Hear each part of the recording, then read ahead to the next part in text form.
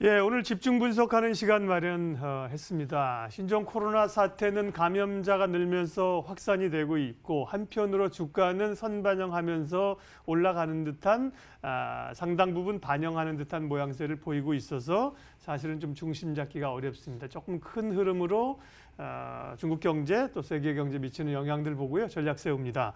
김유겸 KF투자증권 리서치센터장님 오셨습니다. 어서 오십시오. 네, 안녕하세요. 말씀드린 것처럼 사태는 진행 중인데 주가는 뭐 미국 증시나 보면 상당 부분 반영을 하는 듯한 모양새입니다. 예, 지금까지 상황들은 어떻게 판단하세요? 네, 초반에는 아무래도 이 불확실성이 워낙 컸기 때문에 금융시장이 상당히 좀 충격을 받았는데요. 근데 지금 상황은 조금씩은 이제 진정 국면으로 가고 있는 것 같습니다. 일단 여전히도 불확실성이 남아 있는 거는 뭐 여전합니다만은 중국 내의 환자 수가 증가 규모가 조금씩은 둔화되고 정점을 지난 듯한 모습들을 좀 보이고 있습니다.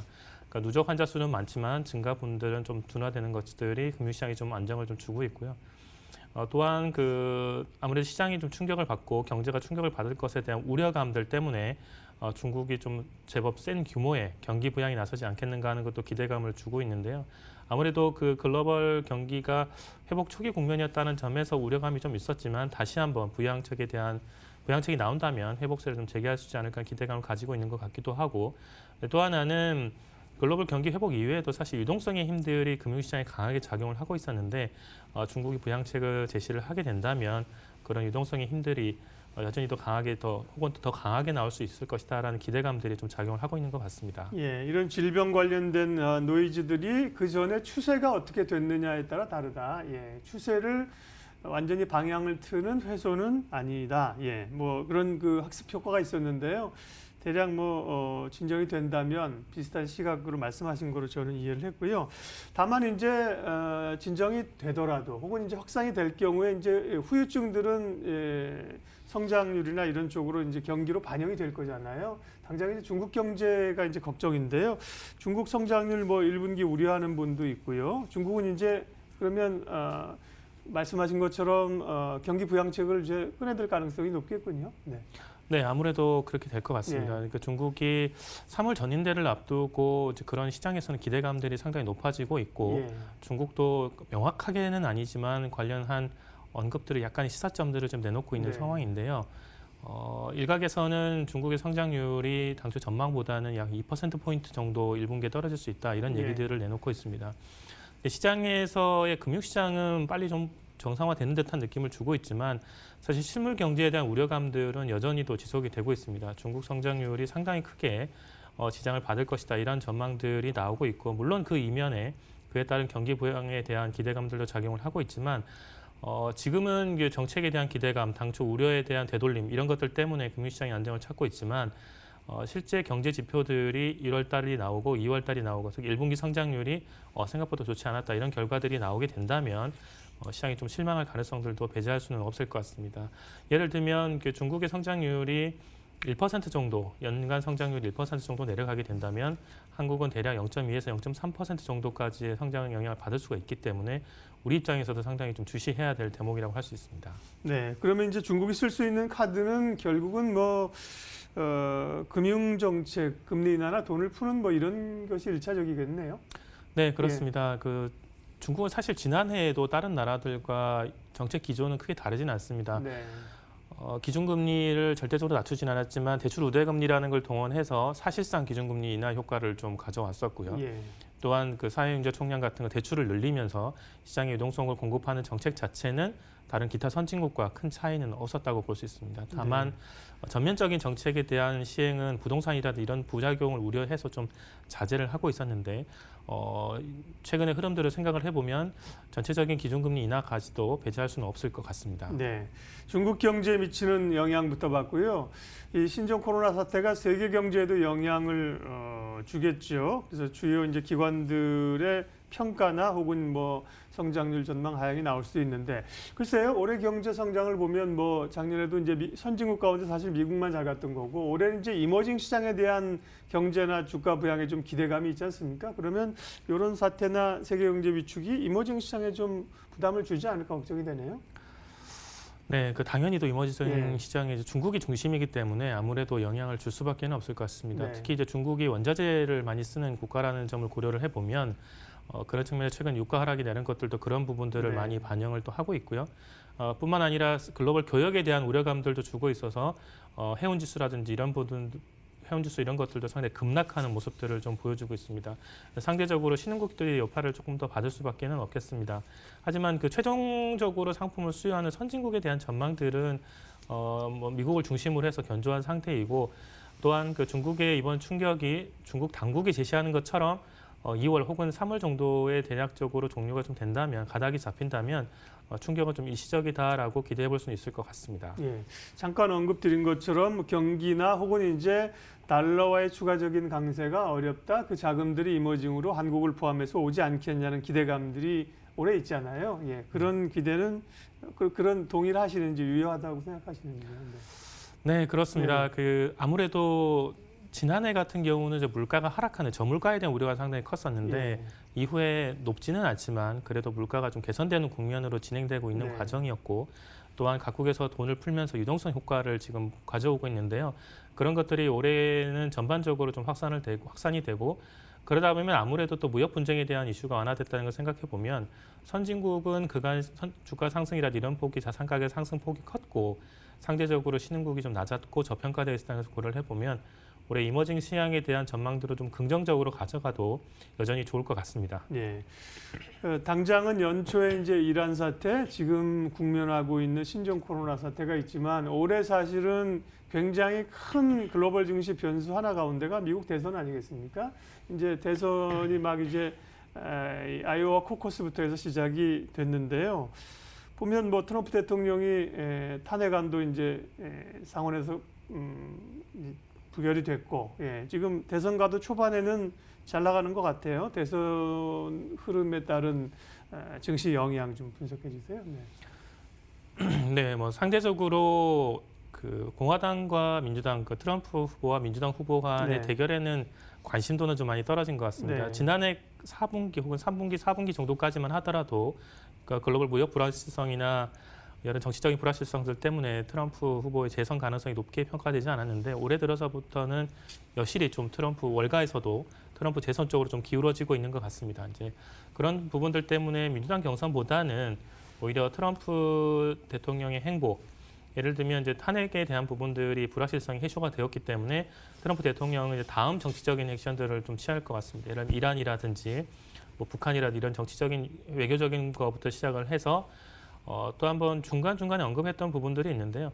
지금 그 세계 경제에 있어서 업사이드 리스크라고 생각을 해보면 트럼프 대통령이 또 한 번의 경기 부양 카드를 좀 제시할 가능성도 배제할 수가 없습니다. 이를테면 중산층의 감세라든지 이런 부분들을 또 한 번 제시를 하게 된다면 그런 부분들은 아무래도 시장은 전통적으로 야당보다는 여당이 선거에서 이겼을 때 좀 정책의 안정감이나 이런 것들 때문에 좀 긍정적으로 받아들이는 측면이 있다고 생각을 해보면 트럼프가 향후에 제시하는 재선을 위한 정책들, 외교보다는 국내용 경제 정책들을 내놓는다면 그런 부분들은 금융시장에 좀 긍정적으로 작용할 수 있을 것 같습니다. 네. 근데 뭐 월가 입장에서는 민주당의 샌더스나 워러나 이런 분들이 됐을 경우에 우려를 많이 하는 거잖아요. 근데 뭐 민주당이 보면 응집령이라 이런 데 보면 공화당 이번 선거에서는 공화당만큼 못 쫓아오는 것 같습니다. 그런데 그러면 자연스럽게 트럼프 대통령이 별 문제 없이 재선에서 가면 말씀하신 것처럼 감세 카드도 쓸 수 있고 또 주식시장에 관심이 많잖아요. 뭐 내년인가 뭐 연준 의장도 바꿀 가능성이 높고 금리 인하 압박하고 그러면 주식시장에는 좋은 건가요? 네. 근데 그 리스크로 보는 분들도 있어서. 네. 네, 뭐 불확실성이라는 측면에서는 네. 그렇게 볼 수도 있겠습니다만은 아니야 큰 그림에서 좀 생각을 해보면. 연준의 기존 정책은 연준이라는 기관을 좀 생각을 해보면 그 트럼프 대통령의 압박이 있다 하더라도 정책 기조를 바꿀 것 같지는 않고요. 물론 부담은 느끼겠죠. 그런 측면에서는 통화 완화에 대한 쪽으로 트럼프가 압박을 강하게 하면 할수록 돈을 풀거나 금리를 인상을 지양하는 쪽으로 정책을 펼친다면 친신화적 시장이라고 생각해 볼 수가 있고요. 또한 그 트럼프 대통령이 정책을 내놓는다는 것들은 경기 부양이 될 수밖에는 없습니다. 이를테면 제가 주목하고 있는 부분은 부시 2세 예. 아들 부시 대통령 때 재선을 할 때 국면을 생각을 해보면 처음에 그 당선됐을 때 경기 부양책, 감세 정책을 강하게 냈었고요. 또한 재선 때 그 부양책이 끝나기도 전에 또 한 번의 부양책을 내놓으면서 경기 부양을 좀 이끌어냈었습니다. 물론 이후에 부양책에 대한 부작용들이 발생을 했지만 네. 당연히 금융시장 입장에서는 단기적으로 환영할 수밖에 없는 이슈입니다. 네. 자, 그럼 말씀하신 것들을 좀 종합해서 시장에 대한 그림들을 그려보겠습니다. 올해 연초에 대한 기대감이 굉장히 강했는데 1월에 연초에 이제 이란 사태로 인해서 한 번 좀 출렁거렸고요. 또다시 빠르게 회복하는가 싶었는데 이제 신종 코로나 사태를 맞지 않습니까? 그런 사태를 좀 감안하면서 상반기 전략 다시 한번 좀 가다듬어 주십시오. 관심 가질 섹터도 있으면요. 네, 생각을 좀 돌이켜 보면 과거에 사스라든지 신종플루, 메르스 네. 이런 것들을 생각을 해보면 계절적으로 겨울에 좀 부담을 많이 주는 네. 이슈들이고요. 올해 봄이 되게 되면 빠른 속도로 좀 진정 국면을 가고 또한 과거에 비해서는 세계적으로 대응 속도가 좀 빠릅니다. 그런 면에서 이 현상이 장기화되지 않는다는 것을 전제로 놓고 본다면 올해 글로벌 경기가 회복 국면으로 최근에 경제 지표를 보면 대부분들이 긍정적으로 좀 발표되고 있습니다. 이제 그런 부분들을 고려해보고 주요국들의 통화 정책이 완화, 돈을 푸는 쪽으로 지속되고 있기 때문에 올해 글로벌 금융시장, 특히 이머징 시장에 대한 전망은 좀 긍정적으로 볼 수가 있을 것 같습니다. 다만 지난해 하반기 이후에 상당히 미국 증시라든지 선진국 증시가 강세를 보였기 때문에 단기적으로 최근 이슈가 좀 진정이 된다면 고평가에 대한 논란들이 좀 나올 수가 있습니다. 그런 부분들이 시장에 좀 변동성을 줄 수는 있을 것 같은데요. 하지만 한국 증시 입장에서 놓고 본다면 트럼프 대통령의 압박이라든지 연준의 정책들을 고려해 놓고 본다면 금리 인상을 천천히 할 거라 생각을 해보면 달러화는 조금 약세를 보이고 이머징 통화는 조금 강세를 보이면서 이머징의 증시들은 좀 긍정적으로 작용할 것 같습니다. 아무래도 한국의 입장에서 놓고 본다면 주도주나 주도 섹터들은 일단 IT를 위주로 하고 또한 중국이 최근에 단기 조정이 많이 받았지만 중국 관련 주식들, 소비재라든지 중국 관련 소비주들에 대해서 좀 시간을 두고 계속 관심을 가지면서 매수 전략을 취하는 것도 좋을 것 같고요. 더불어서 최근 들의 관심은 뭐 2차 전지 이런 것들도 있습니다만은 향후에 어떤 쪽으로 좀 확산이 될 건가에 대한 관심이 많이 있는데요. 점차적으로 글로벌 경기가 회복세로 접어든다고 한다면 저희가 소위 경기 민감 업종에 대한 것들도 차츰 3월 이후에 봄 이후에는 관심을 가지는 것이 좋을 것 같습니다. 예, IT가 이제 핵심에 서 있고요. 눌려 있는 중국 관련주, 그다음에 이제 시크리컬이라고 얘기하는 경기 관련주까지도 점차 회복이 되면 올라올 걸로 보셨습니다. 올해 지수 밴드는 대략 위아래 단을 얼마 정도로 이제 설정을 작년에 이제 하시고 시작을 한 거죠. 케이프 같은 경우는. 네, 뭐 사실은 이미 하단은 올해 대략 그 부근까지 온 것 같고요. 그렇겠죠. 저희 같은 경우는 이제 변수가 있어서 뭐 2,100 정도 아래면 네네. 충분히 저평가되어 있는 구간이고 하단은 뭐 2,050 아래로 내려갈 것 같지는 않습니다. 네네. 다만 이제 상당 부분에 대한 것들은 논란이 있을 수 있는데요.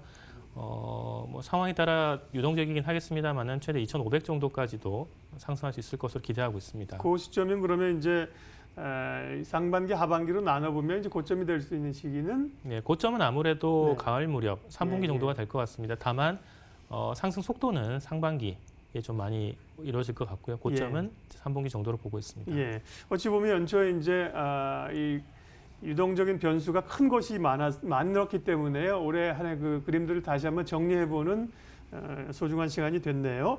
예, 오늘 집중 분석 KF투자증권 김유겸 리서치 센터장님 함께해 주셨습니다. 고맙습니다. 네, 고맙습니다. 예, 지수 흐름 한번 체크하겠습니다. 상승폭이 더 확대됐군요. 30포인트 가까이 올랐습니다. 코스피가 2,200을 1차적으로 이제 회복을 하는 게 관건이겠고요. 이후의 흐름들을 이제 찾아야 될 거고요. 코스닥은 1%가량 상승해서 진행이 됩니다. 출발 마켓온 오늘 순서는 여기까지 하겠습니다. 오늘도 현명한 투자자가 되십시오. 고맙습니다.